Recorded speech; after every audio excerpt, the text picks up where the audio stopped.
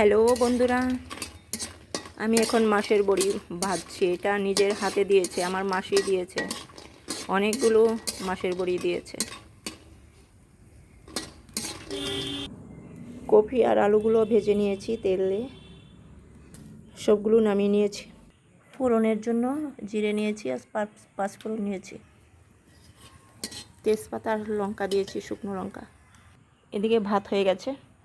এখানে আরেকটা সবজি রান্না করব। এখানে হলো মূলো, সিম, আলু, বেগুন। এইবার পাঁচফোড়ন আর জিরেগুলো দিয়ে দিচ্ছি, আর দিয়ে দিলাম আদা,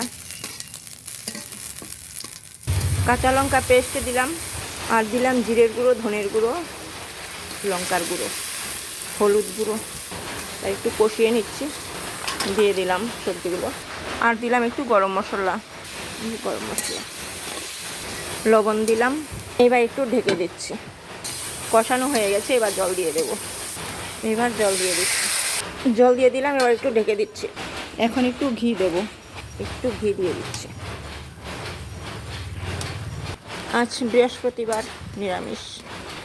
এখনই নামিয়ে নিচ্ছি, আর দিচ্ছি একটুখানি চিনি। আমার সবজিটা হয়ে গেছে।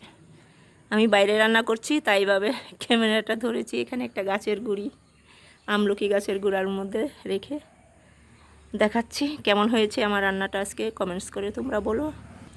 সবাই ভালো থেকো আর আমার ভিডিওগুলো দেখো। এই যে বিড়ালটাও আসছে, দেখতে এসছে বিড়ালটাও।